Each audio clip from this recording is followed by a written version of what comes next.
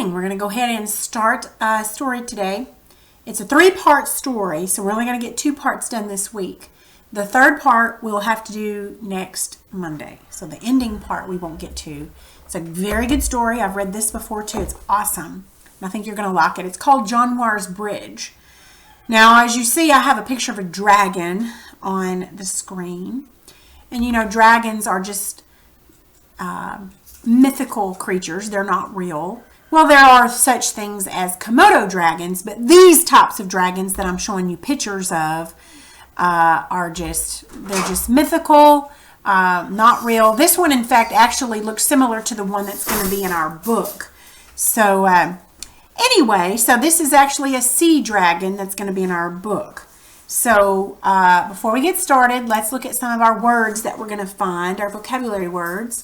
The king asked his yeoman, this word here is pronounced yeoman, to bring him his royal robe.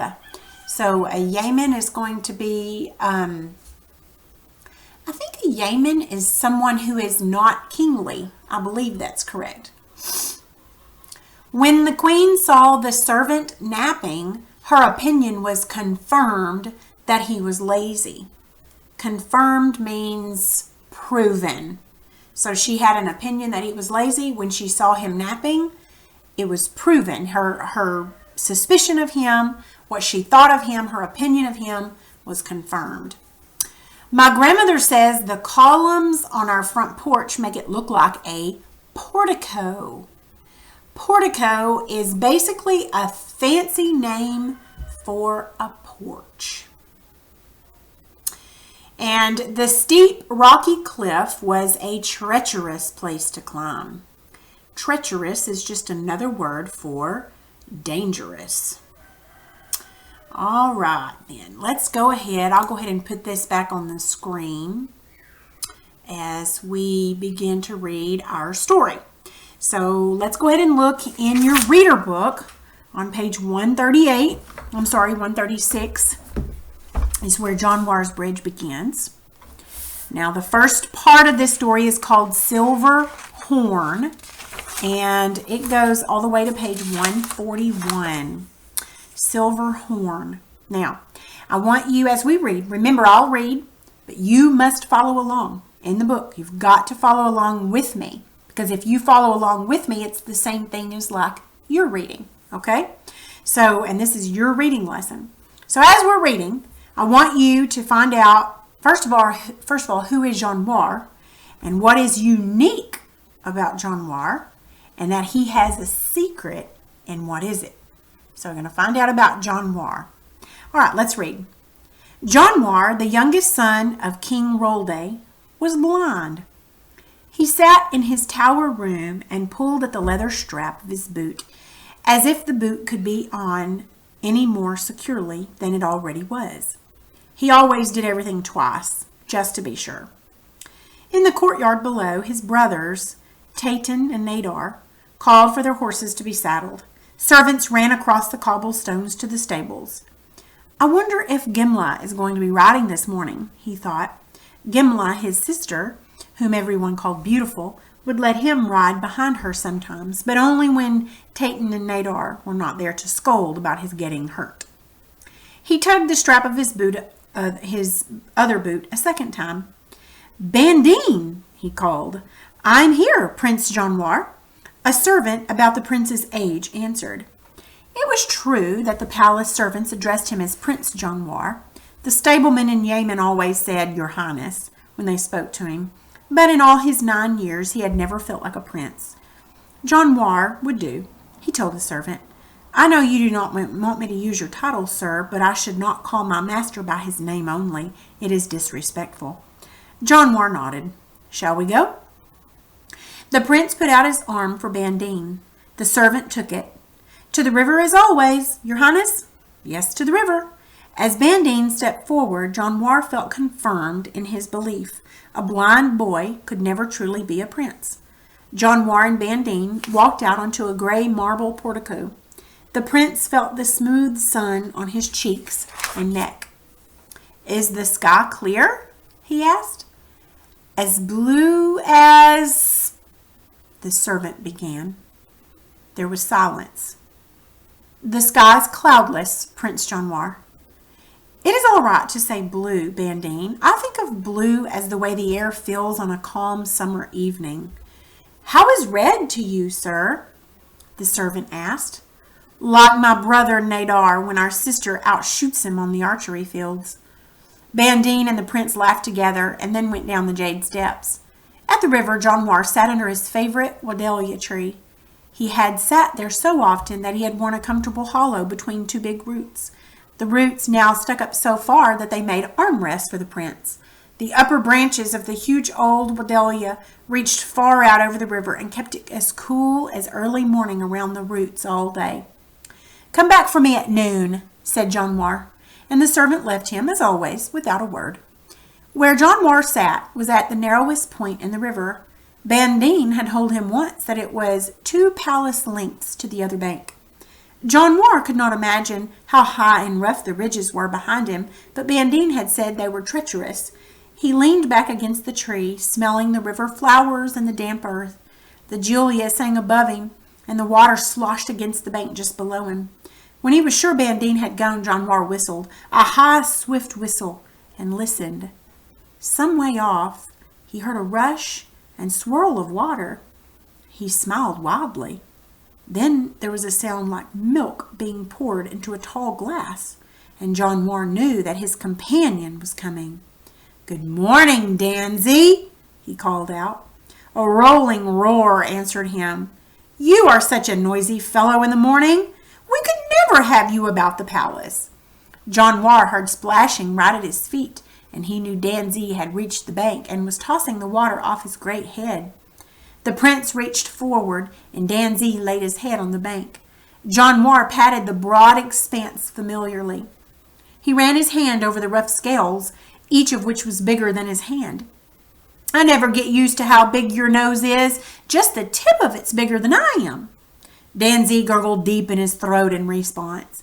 Januar came forward on his hands and knees, climbing right up Danzy's massive nose until he came to the giant curved horn. The horn was always cold and smooth like the silver cups in the palace. Januar was sure the great horn was solid silver. He looped one arm halfway around the horn, pulling himself onto it, straddling the base as he would a horse. He adjusted his position on the inside of the sweeping curve. "Let's go, Danzy." The huge beast lifted his head. Up and up went Januar through the air, through the leaves of the wadelia into the strong sunlight. Then Danzy swayed his head from side to side, gently swinging the prince about like a blade of grass. Januar thought, "Someday I will bring Nadar and Tayton here to see me ride. Then they will let me on the horses." The prince laughed aloud with delight. "Now roundabout!" Danzy swung his head in a wild circle, first clockwise, then counterclockwise, then clockwise again and again and again. "Well done, Danzy," said the prince, patting the vast cheek as soundly as he could. "Good boy." Danzy glided to the shore and lowered his head as softly as the snow comes down. He blew gusts of wind from his nostrils as he waited for the boy to get off. "All tied out, are you? Then you rest, and I will sing a song I made up for you." In clear tenor, Januar picked up a merry tune. "The banks are steep, the water's deep, but I shall never have a fear. Oh, for I can fly like the Julia's shy when Danzy boy is near. Oh." Danzy gurgled and blew out one big gust. "Well, let's see you do better then," said the prince, and gave the beast a tap on the nose. Danzy dozed a while, and Januar tried to make up another verse for his song. He couldn't come up with a rhyme for silver, so by and by he gave up the effort. "Wake up, Danzy, you old snoozer. Do you want your back scratched?" Danzy stirred himself lazily. "Hurry along, it takes some time, you know," Januar said. Danzy snorted and nudged the prince. The boy pulled a sturdy forked branch from beside the tree and held it firmly out over the bank. Danzy ducked his head under the branch and began to swim forward close to the bank. Januar pointed the branch downward until he felt it touch the back of the beast. Danzy swam on, arching his great length to come under the prongs of the branch. For 10 minutes he passed by, until at last he slapped the tip of his tail in the water to let John War know he could stop holding the branch. You get longer every day, Danzy. All right. Do you think anybody will find out about Danzy? Because apparently no one knows about this dragon, Danzy. Do you think anybody will find out? I'm thinking something that big, somebody will find out about it. So let's talk about some of the stuff in this story right quick, just to make sure you stay on track and understand this. So who is John War and what's so special about him? He's the youngest son of the king and he's blind. What unusual thing does John War do and why does he do it? He always does everything twice because he wants to always make sure everything's right. Who are John War's brothers? Do you remember their names and sister? Tayton, Nadar, and Gimla. All right, what do you think John War's brothers are like? They must be pretty nice and they must love John War because they don't want him on the horse for fear he's going to get hurt. They don't understand that he has a dragon, do they? Yes? No.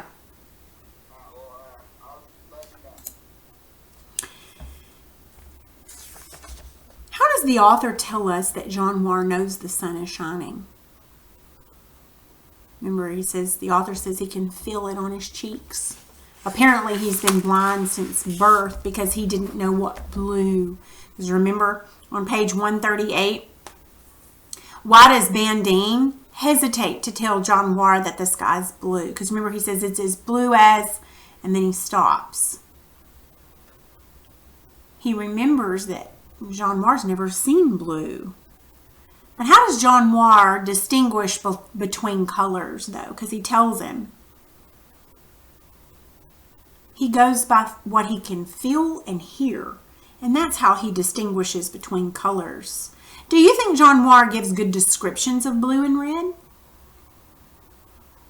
I think he does. I think he does. How does the author describe John War's favorite spot by the water?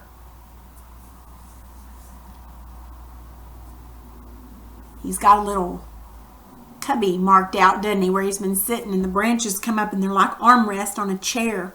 What do you think Jillas are? It talks about higher than the Jillas. He flies higher than the Jillas on page 139. Maybe a bird of some sort? Why is the spot by the river John War's favorite place to be? Maybe because that's where Danzy comes, you think? What distinguishes this story as fanciful fiction instead of realistic fiction? Because everything could have been true all the way up to the dragon. We get to Danzy the dragon, and that makes it fanciful fiction at that point in time. All right, on page 140, would you like the roundabout ride? Remember when he's up riding on the dragon, he's wondering, he says, now roundabout. And he goes this way, and he goes this way, and he goes this way. That's called the roundabout. Do you think that would be fun? Do you think it would be fun to ride on a dragon? What if you were blind? It'd be kind of scary. How long did he scratch Danzy's back with that stick? How long did it take Danzy to go by? 10 minutes. That tells us that he's humongo. He's very, very, very large.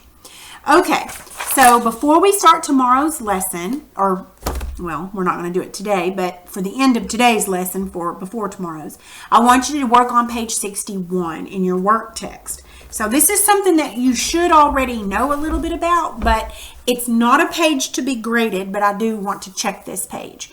These are talking about similes.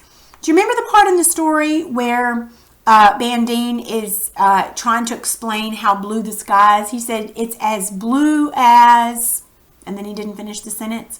Okay, he was using a simile there. Now, it wasn't a complete simile because he didn't say as blue as what, but he used the word as.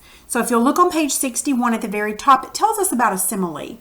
A simile compares two things that are different, but somehow they have something in common, and it always uses the word like or as. Okay? Now, so let's look at number 1. It says, read these similes, decide what two things are being compared, and then write them on the blanks provided. So number 1, Danzy's horn was cold and smooth like the silver cups in the palace. So blank is compared to blank in that simile. What's being compared? Danzy's horn is being compared to silver cups in that simile. So that's what you'll write in the blanks on number 1. Danzy's horn to silver cups. Okay? All right, so I'd like for you to finish this page about similes, and at the bottom you're going to write your own simile.